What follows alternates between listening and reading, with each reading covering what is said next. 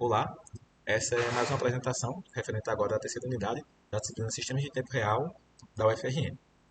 Eu sou Atos Manuel e juntamente comigo fez o trabalho Caio Matheus. O projeto consiste em um sistema com três trens utilizando threads. Aqui está a nossa interface. Cada trem possui uma cor e seu respectivo trilho. Então, a gente vai ter que os trens vão percorrer os trilhos, sendo importante perceber que existem trilhos que são compartilhados. Então, a nossa implementação ela garante que só vai passar um trem por vez nesses trilhos compartilhados. Então, o trem que chega primeiro no trilho, ele passa, e o trem que chega posterior, se o trilho já estiver ocupado, ele espera o outro passar para poder passar também. Como pode ter sido percebido o que aconteceu ainda agora há pouco. Além disso, a gente também tem um controle de velocidade dos trens. Agora deu uma apertadinha, o verde deu uma carreirinha, né? Que eu aumentei a velocidade dele. E é possível aumentar e diminuir a velocidade de todos os trens, sendo essa a nossa implementação. Quando eu abri aqui a interface, foi possível perceber que os trens estavam posicionados em um local inicialmente. Esse local foi setado aqui na nossa meu.h, bem como a velocidade inicial dos trens quando o sistema começa a ser executado, né? Para terminar nossa meu.h, a gente tem a chamada de algumas funções que vão ser explicitadas mais adiante. Partindo agora para meu.cpp, a gente tem um PyTevent. Nesse PyTevent é desenhado na tela os trilhos a partir desse bloco de código aqui e cada trem nas cores verde, vermelho e azul sendo passado a posição inicial desses trens nos trilhos, né? Também temos, também temos a nossa função desenha. Essa função, a partir da chamada de repaint, ela fica chamando aqui essas funções para atualizar o que está acontecendo na tela. E também temos aqui conexões para os botões que estão presentes na nossa interface, que vão setar tanto o início da aplicação como a velocidade dos nossos trens. Oi, eu sou Caio Matheus e eu vou dar continuidade à apresentação do nosso trabalho, falando sobre os trens em si, né, as funções que descrevem o movimento do trem e os tratamentos das regiões críticas. Então, como o nosso sistema aqui ele possui três trens dispostos dessa forma, a gente tem essas três regiões críticas aqui que estão em destaque, então por isso que a gente vai ter três semáforos, né? Cada um correspondente a uma região crítica. Então, aqui são as declarações desses semáforos que eu falei. No caso, esse aqui é o semáforo um entre o vermelho e o verde. Semáforo 2 entre o verde e azul. E o semáforo 3 entre o vermelho e o azul. Então, inicialmente aqui, né, tem a função void trem1. E essa função, ela é bem similar ao funcionamento das outras duas funções, né? Então, eu vou explicar com mais detalhe aqui a função do trem verde, mas isso se aplica para os outros também, né? Então, aqui no começo da função a gente tem os parâmetros assim comum e tal, e aqui o laço. Então, dentro desse laço aqui, do trem verde, a gente tem o movimento dele. Então, vou executar aqui só para facilitar a explicação. Então, o trem verde, que é esse aqui, ele vai fazer o movimento de direita, baixo, esquerda e cima, né?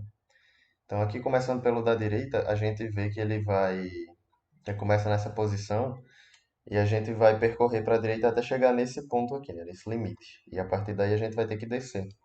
Então, a gente faz essa verificação de enquanto x for menor que esse valor aqui, né, da ponta, que é o 190. Né, se x for menor que 190 e o y for igual a 90, né, que é essa altura aqui que ele está, a gente vai incrementando o x em 5. Então, tem um x mais 5. Então, ele vai caminhando nessa direção, da esquerda para a direita.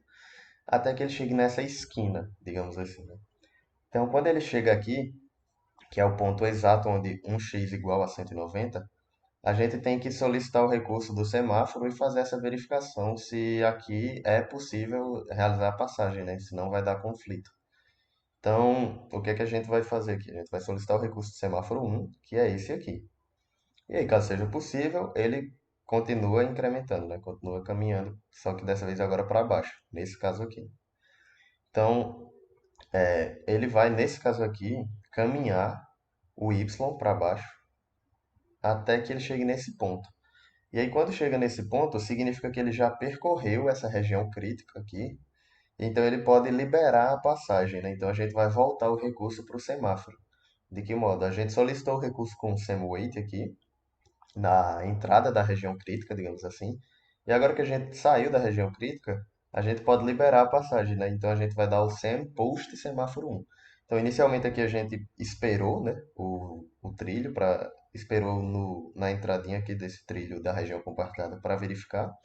E aqui embaixo a gente pode liberar essa passagem, né? Então aqui deu o SEM wait, desceu e aqui deu o SEM post para o semáforo 1.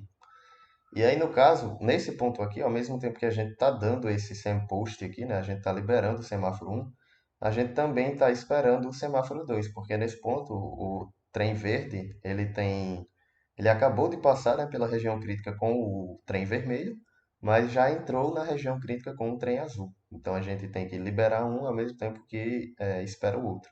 Então é justamente isso, ó. O sem-post semáforo 1, do verde e do vermelho aqui em cima, enquanto espera o verde e azul, né, que é o semáforo 2. E aí, sendo possível passar, ele vem, caminha até aqui, então a gente vai decrementando x até chegar no 90, que é esse ponto. E aqui ele vai liberar a passagem para o trem azul, né, que ele já percorreu a região crítica. E aqui para cima, que é o caso da função subir, aqui não tem nenhuma região crítica, né, então por isso que a gente não tem nenhuma verificação envolvendo os semáforos, né, nenhuma solicitação. Então, da mesma forma aqui para o trem vermelho, né, ele vai ter o mesmo comportamento do trem verde, porém ele não vai mais trabalhar com o semáforo 1 e 2, né?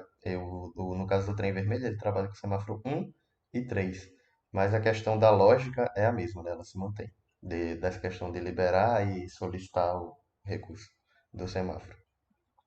E aí aqui no trem azul é também da mesma forma, só que aqui a gente teve alguns problemas com essa coluna cinza aqui do meio, né, que é tipo um vazio, onde não tem trilhos.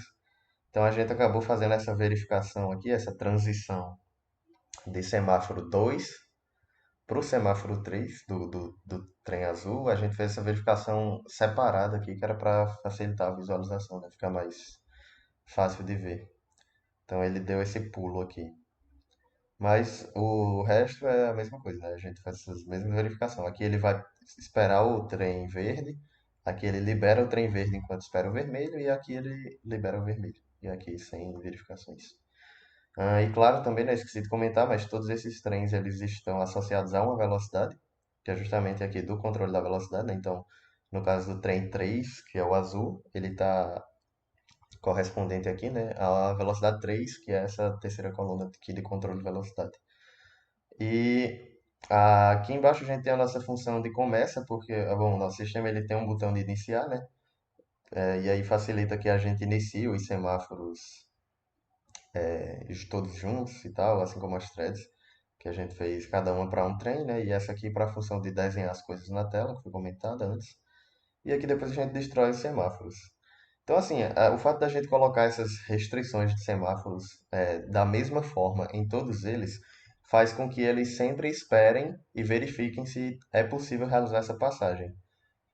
Porque o nosso código aqui está funcionando com essas verificações, essas esperas, antes de entrar na região crítica, né? Então a gente sempre vem aqui, antes de entrar nessa região crítica, ele espera e verifica.